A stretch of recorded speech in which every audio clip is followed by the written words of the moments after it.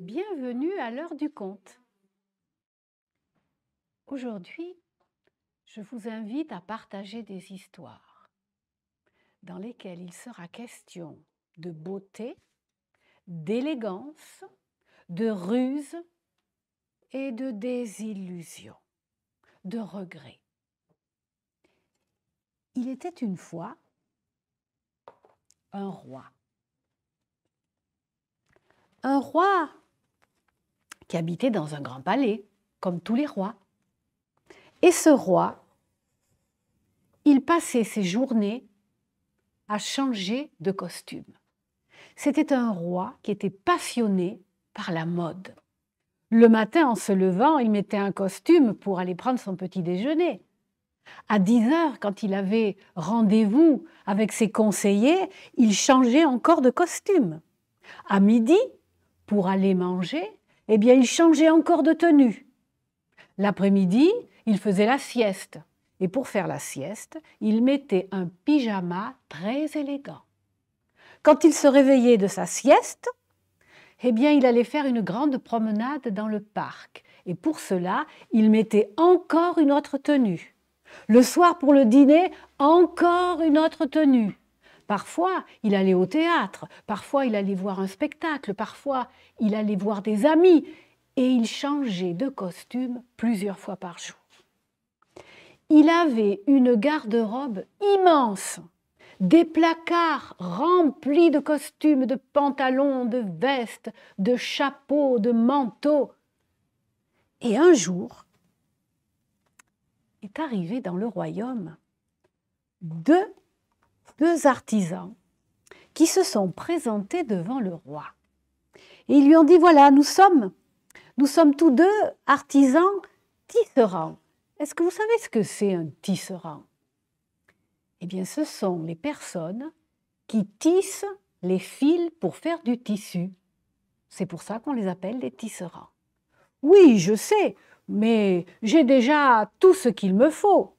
Oh, mais nous avons de très beaux tissus à vous proposer, comme par exemple, regardez cette soie, et puis ces vêtements en fil d'or.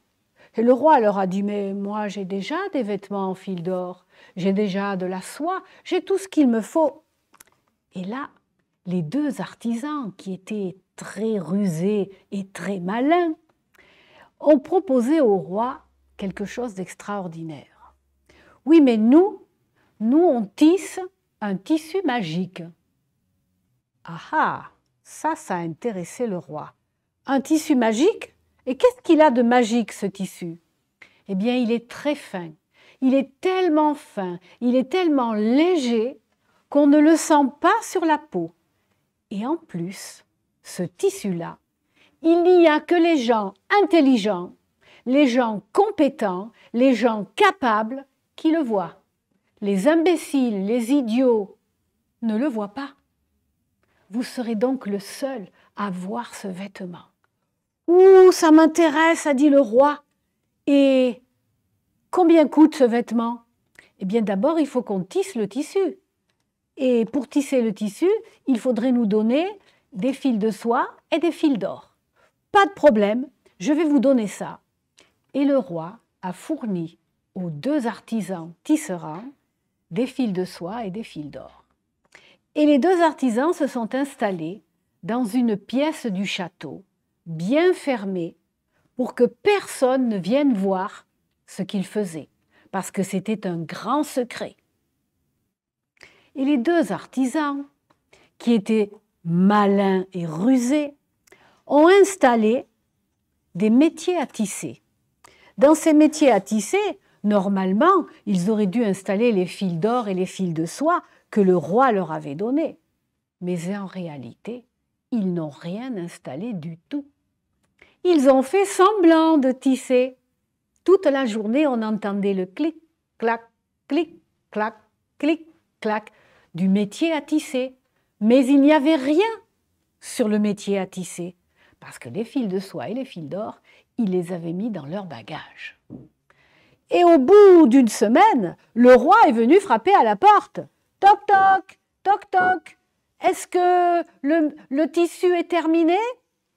Ah, les tisserands ont répondu, non, non, non, pas du tout. Vous ne pouvez pas entrer. Il n'est pas terminé. Il faut encore attendre. Alors le roi a attendu. Il a attendu encore une semaine supplémentaire. Et on entendait toujours le clic, clac, clic, clac du métier à tisser. Et puis, les tisserands ont demandé, il nous faudrait encore du fil de soie, encore de fil d'or. Nous n'en avons pas assez. Alors le roi leur a fait fournir tout ce qu'ils avaient demandé. Et au bout de 3 semaines, le roi est venu frapper à la porte. Maintenant, je voudrais voir le tissu. Les tisserands ont ouvert la porte. Venez voir, Majesté, il est presque terminé. Venez apprécier la finesse du tissu, les dessins, les couleurs. Le roi s'est approché. Mais je ne vois rien. Mais il s'est bien gardé de le dire. Parce que s'il avouait qu'il ne voyait rien, cela voulait dire qu'il était un imbécile, qu'il était un incapable, puisque seuls les gens intelligents, les gens compétents, les gens capables, les génies pouvaient voir ce tissu. Alors le roi a fait semblant. « Oh, effectivement, il est magnifique, quelle couleur et quelle finesse! Quand allez-vous me préparer un vêtement? Eh bien, la semaine prochaine, nous allons prendre vos mesures. » Et les 2 tisserands ont pris les mesures du roi, le tour de cou, les épaules, le tour de la poitrine, le tour de taille, la longueur du pantalon. Et il nous faut bien une bonne semaine pour préparer le costume. Très bien, dit le roi, je vais donc vous laisser. Et les 2 artisans ont continué à tisser. Clic, clac, clic, clac. Mais est-ce qu'il y avait du tissu? Il n'y avait rien du tout sur le métier à tisser. Et le grand jour est arrivé. Le roi est entré dans la grande salle où attendaient les 2 tisserands. « Ah, enfin, je vais pouvoir enfiler mon costume. »« Oui, oui, Majesté, mais pour cela, il faut vous déshabiller. Alors entrez donc dans cette cabine pour enlever votre vêtement. » Et le roi est entré dans une petite cabine et il s'est déshabillé. « Il faut vous mettre torse nu. Il faut vous mettre en culotte pour apprécier vraiment ce costume, la légèreté, la douceur, la finesse du tissu. » Et le roi est sorti de la cabine en culotte. Voilà. Et les 2 tisserands ont présenté au roi. « Voici votre costume. Tenez, enfilez donc la chemise. »« Oh, comme elle est légère, a dit le roi. Je ne sens presque rien sur ma peau. »« Enfilez donc le pantalon. » Et le roi enfilait le pantalon. « Oh, mais je ne sens rien. Mais quel tissu merveilleux. Mais on vous l'avait dit qu'il est magique, ce tissu. On vous l'avait dit. Il est léger comme un souffle de vent. » Et le roi a été enfin tout habillé. « Voilà, Majesté, vous êtes prêts. »« Oh, comme je me sens bien. Je sens même la fraîcheur de l'air. Quel tissu extraordinaire. Vraiment, vous êtes des magiciens. » « Eh oui, a répondu le tisserand. « À présent, je vais aller sur le balcon de mon palais pour que tous les gens de la ville, pour que tout mon peuple voit la beauté de mon spectacle, voit la beauté de mon costume. » Et les 2 tisserands se sont éclipsés pour laisser le roi tout seul à son balcon. Tout le peuple était en bas, regardez le roi. Il y avait là les femmes, les enfants, les papis, les mamies, tout le monde était là à le regarder. Et tout le monde attendait de voir ce que c'était que ce costume fabriqué dans ce tissu magique. Et les gens faisaient « Waouh, comme il est beau, comme il brille, quelle belle couleur. Ben oui, tout le monde faisait semblant, parce que personne ne voulait passer pour un imbécile. Personne ne disait que le roi, en fait, il était comment le roi? Il était tout nu. Et il y avait là un petit garçon qui a dit, mais maman, le roi, il n'a pas de costume. Le roi est en culotte, le roi est tout nu. Et alors là, le peuple entier s'est mis à rire. Mais le roi est tout nu, le roi est en culotte. Et tout le monde riait.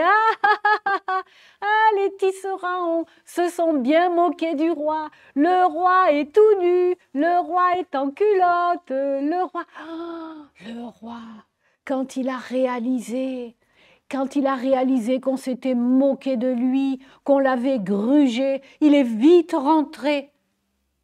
Eh oui. Et là, il a appelé ses gardes et il leur a dit vite, courez derrière ces tisserands, il faut les arrêter, il faut les mettre en prison, ils se sont moqués de moi. Mais les tisserands avaient fui avec une bourse pleine d'or et des fils de soie et des fils d'or dans leurs bagages. Et on ne les a plus jamais revus. Et depuis ce jour-là, eh bien, le roi est devenu très, très, très méfiant. Il ne fait plus confiance à personne. Eh oui. Voilà ce qui arrive quand on veut être le plus beau, le plus élégant, le plus extraordinaire.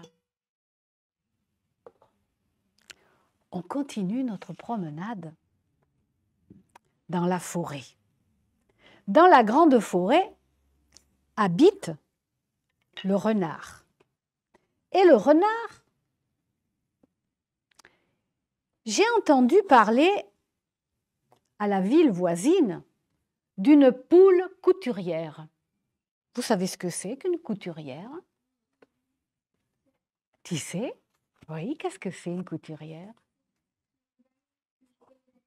Voilà, c'est une personne, une dame, qui coud et qui fait des vêtements.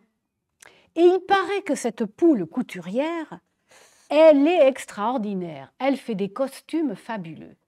Alors, le renard, qui a besoin d'un beau costume parce que le sien commence à être un peu usé, surtout qu'il a une grande fête, la grande fête de tous les renards. Et pour cela, eh bien, il veut être le plus beau de tous les renards. Alors, il est allé voir la grande poule couturière. Voilà, madame la poule, j'aimerais que vous me fassiez un beau costume, car je suis invitée à la grande fête des renards. Pas de problème, a dit la poule, je vais prendre vos mesures. Alors elle a mesuré le cou du renard, les épaules, les pattes, elle a la longueur, tout ce qu'il fallait pour faire le costume. Et quand pourrais-je venir chercher ce costume? Eh bien, il me faudra bien toute une semaine. Et combien cela coûtera-t-il? Oh, il faudra m'apporter un grand sac plein de blé. Très bien, alors à la semaine prochaine. Et le loup est reparti dans la forêt. Toute la semaine, la poule a coupé, cousu et elle a fabriqué un costume magnifique pour le renard. Au bout d'une semaine, le renard est revenu. « Bonjour madame la poule, avez-vous terminé mon costume? »« Oui. »« Tenez, venez l'essayer. » Et le renard a enfilé son nouveau costume. Il était magnifique. Il lui allait comme un gant. « Oh, je suis vraiment le plus beau de tous les renards. » Eh bien, je suis très contente que le costume vous plaise et vous aille bien. Et bien maintenant, j'attends mon sac de blé. Eh bien, le voilà, dit le renard, je l'ai apporté, il est là.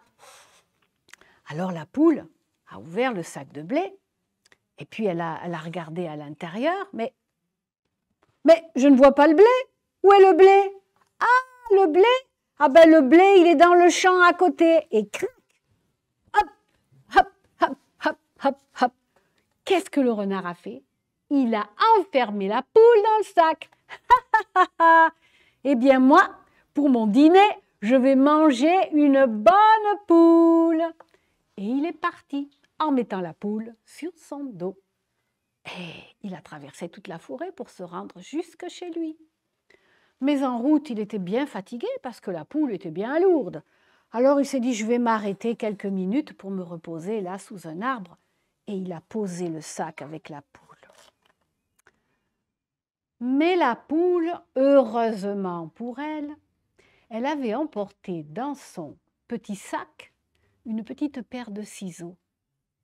Et elle a réussi à faire un trou dans le sac et elle a réussi à sortir du sac pendant que le renard faisait la sieste. Et elle a eu l'idée, à la place, de mettre des cailloux dans le sac. Et puis après avoir rempli le sac de cailloux, elle a bien fermé le sac et elle est vite partie. Elle est vite rentrée chez elle et elle s'est enfermée à double tour. Quand le renard s'est réveillé, ah ah! Maintenant, je vais rentrer à la maison et prendre cette poule que je vais jeter dans l'eau bouillante pour la plumer. Ouh là là! Mais elle a grossi depuis tout à l'heure. Elle est beaucoup plus lourde que tout à l'heure. Bon, ce n'est pas grave. Et quand il est rentré chez lui, le renard a posé le sac, il a fait bouillir de l'eau dans une grosse marmite énorme.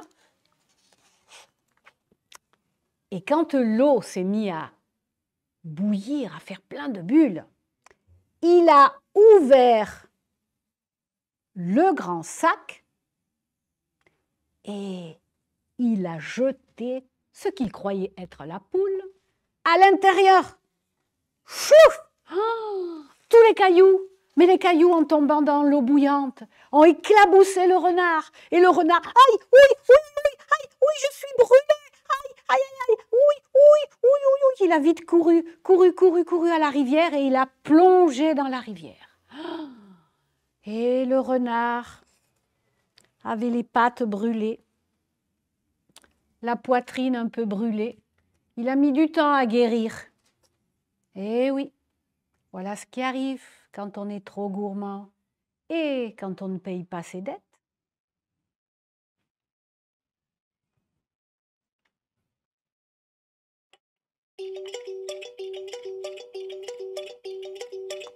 Dans la forêt habite un autre personnage qui est tout noir, qui a de grandes oreilles, de grandes dents. Peut-être vous avez deviné. Il s'agit de quoi? D'un loup. Tout le monde connaît le loup. Et le loup, ce matin, quand il s'est réveillé, il est allé à la rivière et il a fait une grande toilette. Oh, il s'est bien lavé les oreilles, il s'est bien lavé les moustaches, il s'est bien lavé sous les pattes, il a bien nettoyé tout son corps, tout son pelage. Et quand il s'est regardé dans l'eau de la rivière, il a dit « Waouh, je suis vraiment beau aujourd'hui. Je suis tout beau, tout neuf. Ah, je suis content. Je vais aller faire une petite promenade dans la forêt. Je vais me faire admirer. Je suis tellement beau, tellement propre, je brille. » Et dans la forêt, il a rencontré, sur le chemin qui traverse la forêt, une petite fille qui se promenait. « Hey, bonjour petite fille, dis-moi, qu'est-ce que tu fais là ? Je vais chez ma grand-mère, je vais lui porter une galette avec un petit peu de beurre et de la confiture. Ah, dis-moi, qui est l'animal le plus beau de la forêt ? C'est vous, monsieur le loup. Ah, je le savais. Tu as vu comme je suis beau. Oh, vous êtes magnifique. Vous êtes vraiment très, très beau. Très, très beau, très, très beau. Attention, tu vas avoir mal au cou. Oh, vous êtes très beau. Ah, je suis heureux de te l'entendre dire. Allez, vas-y. Aujourd'hui, je suis Clément. File chez ta grand-mère avant que j'ai une dent creuse et que j'ai envie de te dévorer. Oui, au revoir, monsieur le loup. Et hop, hop, hop, hop, hop, hop. La petite fille est partie chez sa grand-mère. Et le loup a continué à se promener. Je suis le plus beau, vraiment le plus beau. Quand, sur le chemin, il a rencontré un petit cochon qui était accompagné de ses frères. Ils sont combien, les petits cochons? En principe, ils sont 3. Mais que fait le 3e? Ah, il était en train de flâner, de se promener, de chercher des petits glands à grignoter. « Hé !» a dit le loup, « mais voilà les 3 petits cochons. Et où allez-vous donc, les amis? Eh bien, nous allons dans la forêt pour nous construire une maison. » Ah ah! Moi, je vais me construire une maison en bois, bien solide. Et toi? Ben moi, je vais me construire une maison en paille, parce que ça suffit, la paille. Et toi? Ah ben moi, je vais me construire une maison tout en briques, bien solide. Ah ah! Et dites-moi, quel est l'animal le plus beau et le plus élégant de toute la forêt? Attends que je réfléchisse. C'est qui l'animal le plus beau, le plus élégant? Mais enfin, c'est le loup. Il faut lui dire que c'est le loup, sinon il va nous dévorer, il va se vexer. Oui, alors c'est vous, monsieur le loup. J'ai bien consulté mes frères et ils m'ont dit, on est tous d'accord, c'est vous qui êtes le plus beau, le plus élégant de toute la forêt. Ah, je suis content de vous l'entendre dire. Bon, allez, filez, allez donc faire les architectes. Et les petits cochons sont partis trouver un coin pour se construire chacun une jolie maison. Ils ont quitté la forêt.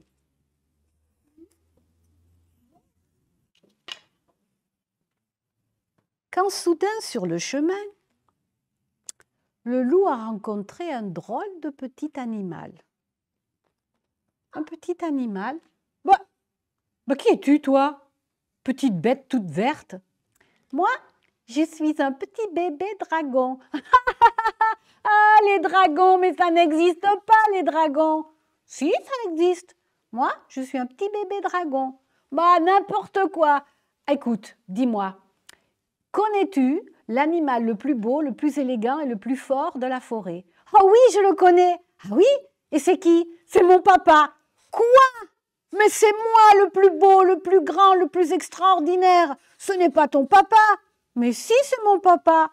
Moi, je vous dis que c'est mon papa le plus grand et le plus beau. Ton papa, ça m'étonnerait. Ça m'étonnerait fort que ce soit ton papa le plus beau. Parce que c'est moi le plus beau et le plus fort.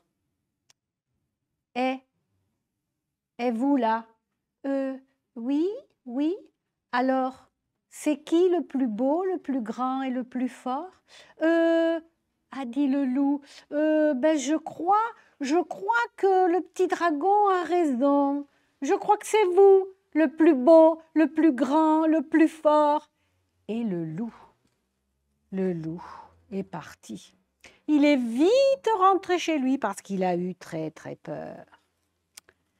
Et là, papa dragon, avec son fils, ont pu se promener dans la forêt en chantant « C'est nous les plus beaux, c'est nous les plus forts, c'est nous les plus beaux, c'est nous les plus forts. »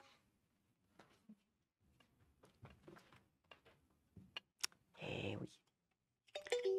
On a toujours plus fort que soi, plus beau que soi, plus grand que soi, toujours. Oui, il y en a encore une autre histoire. C'est l'histoire du corbeau. Il y a fort longtemps de cela, le corbeau n'était pas tout à fait comme aujourd'hui. Il était tout gris.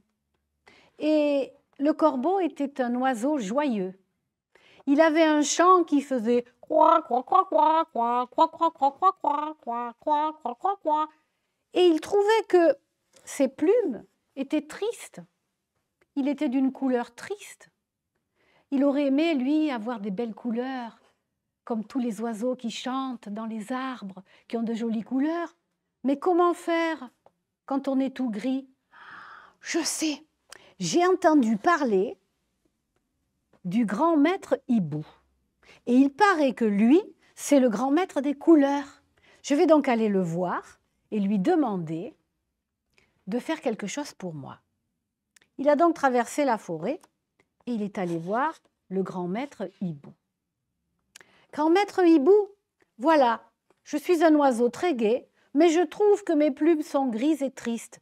Pourrais-tu, s'il te plaît, faire quelque chose pour moi? J'aimerais bien avoir de belles plumes rouges sur la tête. Rouges, comme des cerises. Alors, le hibou a dit, bon, d'accord, je veux bien. Il est allé chercher ses pinceaux.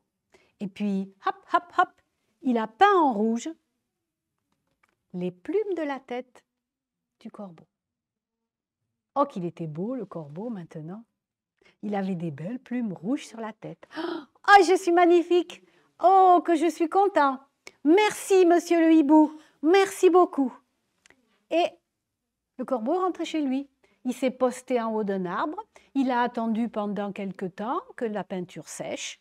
Puis il est allé se regarder dans l'eau de la rivière. Oh, que je suis beau, que je suis élégant. Je suis le plus beau de tous les corbeaux. Et puis il a regardé sa poitrine là. Oh, mais elle est triste, elle est toute grise. Ça serait bien si j'avais des plumes couleur soleil, orange comme le soleil. Ah ben alors je vais retrouver le maître hibou et je vais lui demander de m'aider. Alors il est retourné voir le hibou. Grand maître hibou, je vous remercie. Les plumes de ma tête sont magnifiques, mais ça ne va pas avec le reste. Ça ne va pas avec le reste, parce que je suis tout triste. J'aimerais bien avoir les plumes de la poitrine une belle couleur soleil. Bon, a dit le hibou, bon, d'accord, mais tu sais que moi j'ai du travail, hein. Je n'ai pas que ça à faire. C'est moi qui m'occupe de toutes les couleurs de tous les animaux de la forêt, du ciel. Alors, bon, je veux bien encore une fois, mais c'est la dernière. Il est allé chercher ses pinceaux et il a peint la poitrine du corbeau dans un beau orange, couleur du soleil. Comme il était beau, le corbeau. Waouh! Merci, grand maître hibou. Il est rentré chez lui, s'est posté en haut d'un arbre. Il a attendu pendant un bon moment que la peinture sèche. Puis après, il est allé se regarder dans la rivière. Waouh, que je suis beau! Je suis le plus beau de tous les corbeaux. Oh, mais mes ailes sont tristes, mes ailes. J'aimerais bien, moi, avoir des ailes de la couleur du ciel. Quelle couleur il est, le ciel? Bleu.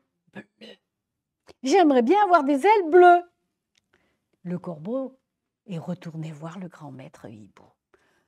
Oh, grand maître hibou, comme je suis heureux. Je suis vraiment le plus beau. Mais s'il te plaît, pourrais-tu peindre mes ailes en bleu? Ça finirait mon costume. Écoute, je t'ai déjà dit que j'avais du travail.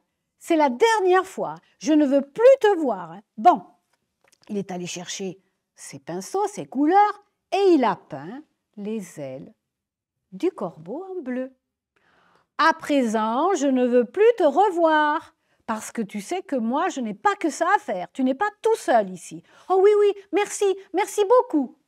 Et le corbeau est reparti, il s'est perché sur son arbre. Il a attendu que la peinture sèche. Puis il est allé se regarder dans l'eau de la rivière.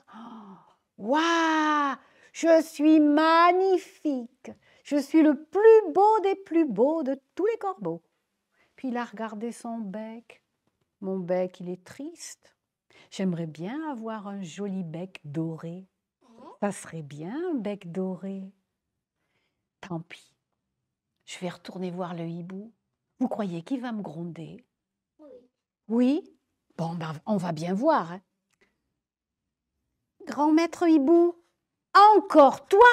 Je t'avais dit de ne plus revenir. Oh, je viens vous remercier parce que je suis le plus beau de tous les corbeaux. Sans vous, je serais un oiseau triste, mais maintenant, je suis un oiseau plein de couleurs. Oh, il me faudrait juste un petit bec doré. De rien du tout, ça va vous prendre 1 minute. Allez, s'il vous plaît, peignez mon bec en doré. Bon, d'accord, a dit le hibou, mais c'est la dernière fois. Je ne veux plus te revoir.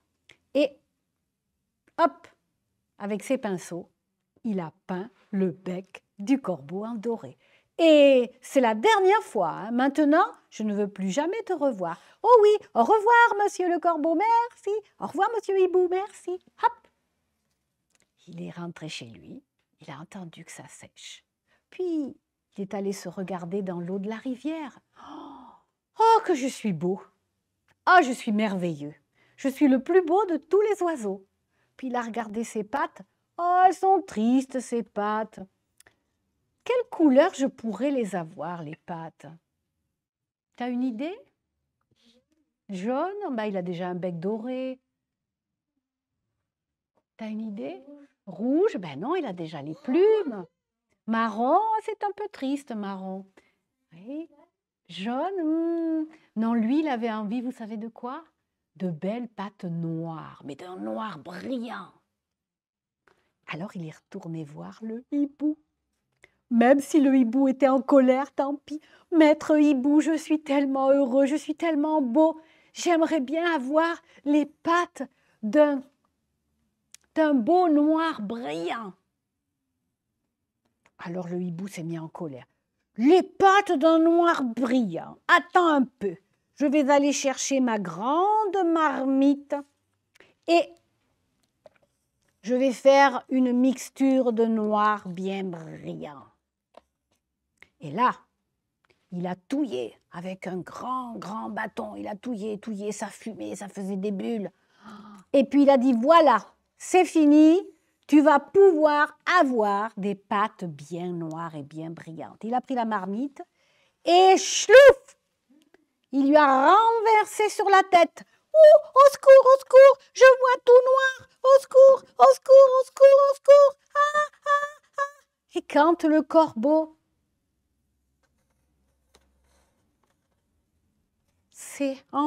a repris ses esprits, il était comment?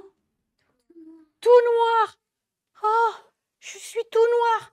Et maintenant, tu as voulu du noir bien brillant. Eh bien voilà, maintenant tu es d'une belle couleur noire brillante.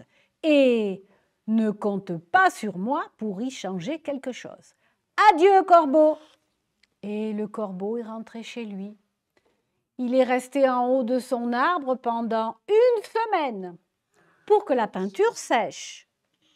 Et puis, il est allé se regarder dans la rivière et là, il s'est mis à chanter comme chantent tous les corbeaux. Croix, croix, croix, croix. Et c'est depuis ce temps-là, c'est ce qu'on raconte au Japon, que les corbeaux sont tout noirs. Oui, les corbeaux sont tout noirs. Et voilà, notre voyage au pays des histoires s'arrête là. Je vous remercie d'avoir partagé les histoires avec moi et je vous donne rendez-vous à la prochaine fois.